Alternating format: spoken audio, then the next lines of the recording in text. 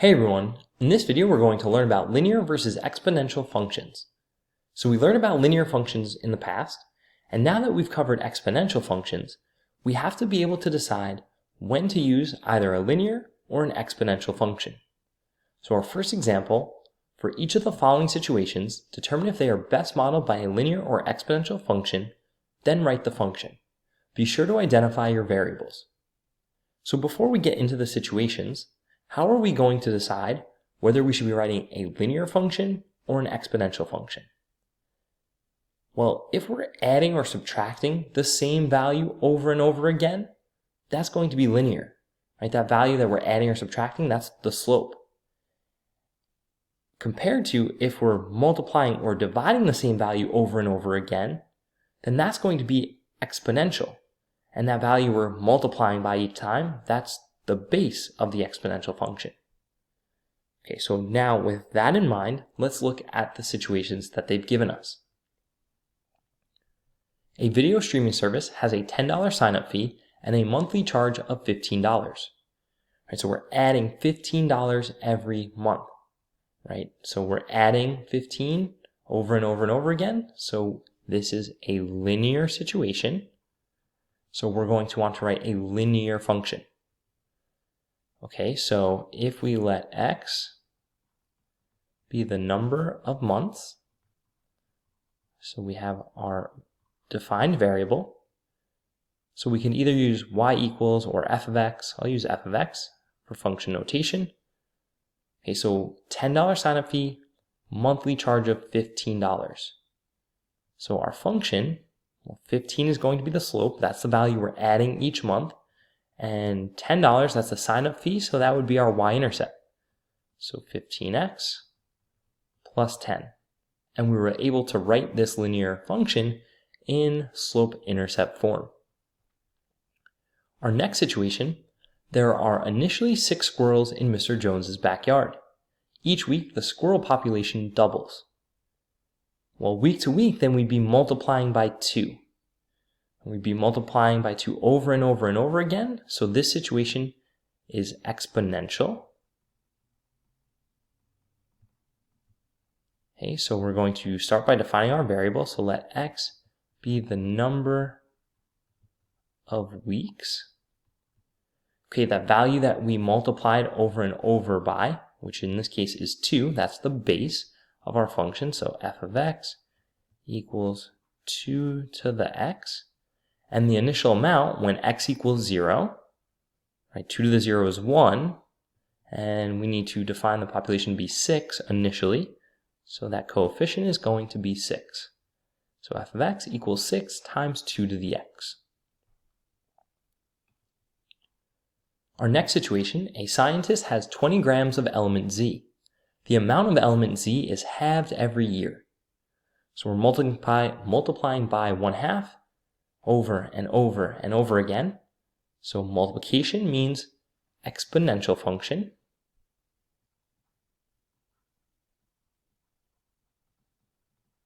Okay, so we'll start by defining our variable. So let x be the number of years in this situation.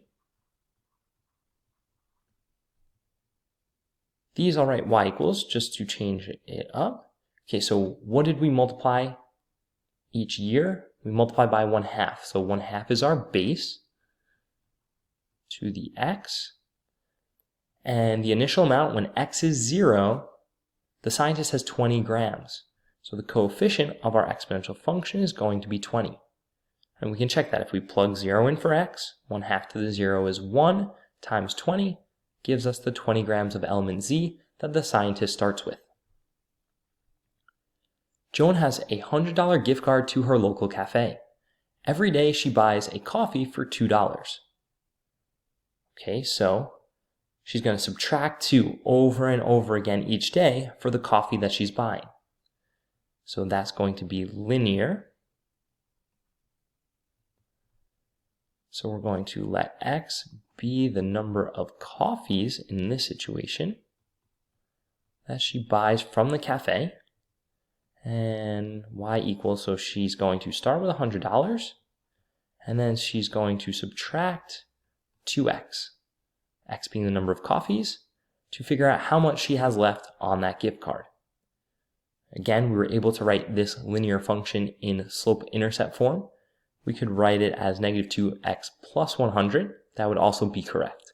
And make sure you have y equals or f of x equals when we're writing these functions. So to formally define what we spoke about in the beginning of the video, exponential functions grow or decay by a common ratio over equal time periods. And that common ratio, that's what we define as the base of the exponential function, right? So the squirrel population doubled, right? So the common ratio was 2. We were multiplying by 2 over and over again. 2 was the base of our exponential function. Element z in the scientist question, it was being halved, multiplying by 1/2 each time. So 1/2 is the common ratio. We used 1/2 as the base of the exponential function. A linear function grows or decays by a common difference over equal time periods. Now, what does that mean? That means we're adding or subtracting the same value over and over again, and we refer to that as the slope of a line. And let's write that out a little bit neater. Got a little messy there. Okay, so that's the idea of slope. Okay, so exponential functions, we're multiplying or dividing the same value over and over again. Okay, so common ratio over equal time periods, that's what we define as the base of the exponential function. And a linear function, we're adding or subtracting over and over again. That's the common difference over equal time periods. And that's what we define as the slope. Now, some students get caught up on this idea of equal time periods. All that means is we're going by the same time intervals. So let's say we're defining weeks, right? So 0, 1, 2, 3, right? We're going by ones. Those are equal time periods. Each time period is 1 week long. Whereas an unequal time period may be 0, 2, 5, 11, right? Well, if they give us information about week 0, week 2, week 5, week 11, well, there's no consistency in the time interval, so how am I supposed to tell if I'm multiplying or adding over these unequal time periods? Okay, so that's what this definition is talking about. We're looking at equal time periods, so by ones or by twos, as long as it's consistent. It could be weeks, days, months, could just be numbers, x values that they give us. So determine if each of the following tables represents a linear or exponential function, then write each function in y equals form. Okay, so first table, top row is x, bottom row is y. So we need to look at the y values and decide, are we adding or subtracting or multiplying or dividing? Notice we have equal intervals, right? 0 to 1, 1 to 2, 2 to 3. So we're good there. So from 5 to 11. Okay, so I don't really notice a multiplication. It doesn't jump out to me. So let's see, does plus 6 work? And if it doesn't, then we can figure out what we'd have to multiply by. Well, 11 to 17, that would be plus 6. 17 to 23, that would be plus 6. Okay, so this is definitely a linear function. So we have the y-intercept. That makes life really nice for us. And we know the slope. Well, what is slope? Change in y over change in x. So our time interval is 1. So change in y is 6. Change in x is 1. Right? So just slope is change in y over change in x. So in this case, y's are changing by 6 as x is changing by 1. Okay, so we have 6x and the y-intercept is 5, so plus 5. Now, if we didn't have the y-intercept, well, then we're using point slope. Next up, x is the top row, y is the bottom row. Okay, we have equal time intervals, or x intervals, not necessarily time, right? We're going by ones each time. So now let's compare the y values. So 5, 10, 20, 40. So multiplied by 2. So it looks like there's a common ratio here. So that means we have an exponential function. Okay, so that ratio that we identify in the table, that's the base. So our base is 2 to the x. And then that initial value, when x is 0, y is 5. So our coefficient is 5. And again, 2 to the 0 is 1 times 5 gives us that y value of 5.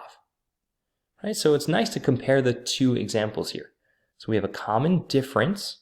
Right, so we're adding 6. I know we say common difference, but we mean either adding or subtracting. So we're going up by 6 as the x's go up by 1. So that's linear. We wrote the linear function. In this case, x is going up by 1 still. Now we're multiplying by 2, so we have a common ratio between the y values. Exponential function. Our next table, looking at our x values, first let's check, are they equal intervals? So plus 1, plus 1. Okay, so we're good there. Now let's look at the y values. So 300 to 30, and then 30 to 3, and then 3 to 3/10. So it looks to me like we're multiplying by 1/10. But let's check that. So multiply by 1/10, multiply by 1/10, multiply by 1/10. Okay, so it is. So we have a common ratio between the y values. So this is an exponential function. Okay, so y equals, so our base is 1/10, right? The common ratio is our base. And we have that point, the initial point, the y-intercept at 0, 30. So the coefficient is 30. Again, we can check that. If we plug 0 in, 1/10 to 0 is 1 times 30 gives us that y value. And really, we can check this equation with any of these points, right? If we plug in 1, right, 1/10 to the first is 1/10 times 30 is 3. That checks out as well. So we can always check our function by actually plugging the points in the table. Our next table, so first let's check those x intervals. So increasing by 1 each time. Okay, so equal intervals there, that's good. Now let's compare the y values. So 21, 19, 17, 15. So it looks like we're subtracting 2 each time. Yep, that works. Okay, so that means that we have a linear function here. Now remember, slope is the change in y over change in x, change in y over change in x. So the y's are changing by -2, x changes by 1, so the slope is -2. And we have the y-intercept, so we can write it in slope-intercept form. So y equals -2x plus 19, or 19 minus 2x. That works as well. Our next table, okay, so first let's look at our x's. Okay, so plus 4, plus 4, plus 4. Okay, so we have equal intervals on the x. Now, they're not plus 1, but we'll see if that matters. So -8 to 4, and then 4 to 16, 16 to 28. Well, it looks like they're going up by 12. Add 12, add 12, add 12. So we're adding the same amount over the equal interval, so that is going to be a linear function. Now, when we go to find the slope, that plus 4 is going to matter. So remember, slope, we said, is the change in y over the change in x. So as we go over those intervals, y changed by plus 12, x changed by plus 4, so the slope is 3. So if we stay consistent, we should never fall into the trap of saying the slope here is 12. Right? As long as we always look to see that the x intervals are equal, and figure out what that interval is, and we set up this little bit of work, we should never fall into the trap of using the wrong slope. So we have a slope of 3. Now we don't have the y-intercept. So that means point slope form here. So I will use the point 2, 4. So in point slope form, we have y minus 4 equals 3 times x minus 2. Now they did ask for it in y equals form, so we have to simplify. So we'll distribute out the 3, so y minus 4 equals 3x minus 6. Add 4 to both sides, y equals 3x minus 2. So there is the linear function in y equals form. Okay, so a few little nuances in this problem, both in identifying the slope and in using point-slope form. Find the average rate of change of the following functions on the given domain interval. So the first function, f of x equals negative 4x plus 7, on the interval negative 2 is less than or equal to x, which is less than or equal to 3. Okay, well, average rate of change is just a fancy way to ask for slope. So we can do some work here, or we can realize it's just asking for what the slope of the line is, and this is a linear function, negative 4x plus 7. So the average rate of change here, rate of change, well, that's just the slope, which is negative 4. And I don't really need to show any work because I'm showing that I understand that this is a linear function. Now, in comparison to f of x equals 3 to the x, which is now an exponential function, exponential functions don't have a slope. So to find the average rate of change on the interval 0 is less than or equal to x, less than or equal to 2, we have some work to do. First, we have to find the y values, the outputs, at 0 and at 2. So f of 0 is 3 to the 0, which is 1. Okay, so our first point is 0, 1. Then f of 2 is 3 to the second, which is 9. So our other point is 2, 9. So we have 2 points, the endpoints of the interval. So now we can find the slope between the 2 points. So 9 minus 1 over 2 minus 0. So we have 8 over 2, which is 4. So the average rate of change is 4. Now in this case, they gave it to us as an inequality. But remember, from time to time, they may give it to us in interval notation as well. And if you find it helpful, write the interval notation as an inequality and go through the same steps. Our last example, just so we can see the two graphs together, they asked us to graph a linear and exponential function. So first, we're graphing y equals 2 to the x. Okay, so to graph that, let's set up a table of values. Okay, so negative 3, negative 2, negative 1, 0, 1, 2, 3. Remember, y equals 2 to the x, so 2 to the 0 is 1, 2, 4, 8. 2 to the negative first is 1/2, 1/4, 1/8 to fill out our table of values. So we have 0, 1, 1, 2, 2, 4, 3, 5, 6, 7, 8, negative 1, 1/2, and then 1/4. Okay, so we go along the x-axis through our points. And there we have the graph of y equals 2 to the x. And then we're going to graph y plus 1 equals 2 times the quantity x plus 1. So that's point slope form. Let's not do extra work. Let's just realize that the slope is 2 and a point on the line is negative 1, negative 1. So negative 1, negative 1, slope of 2, so up 2 over 1.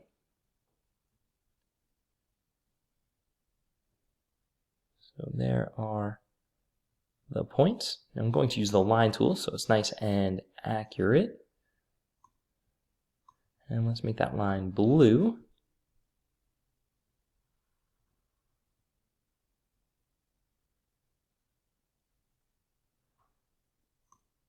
So there we have y plus 1 equals 2 times x plus 1.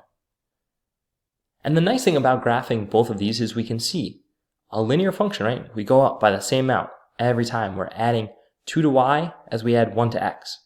That stays consistent. Exponential function, right? That multiplication, it starts out slow, but then we start multiplying by 2, right? Or we always multiply by 2, and our values get larger and larger and larger, and we start to go really quickly. Okay, so we can see the difference visually between a linear and an exponential function. Okay, so now it's important that you go practice with this because you need to feel confident in deciding whether you should be using a linear function or an exponential function in any of the given problems. Click the Amazon link down below for my algebra workbook so you can practice on your own. Give the video a like, and before you go, click that subscribe button so you can see more videos just like this. Thanks for watching.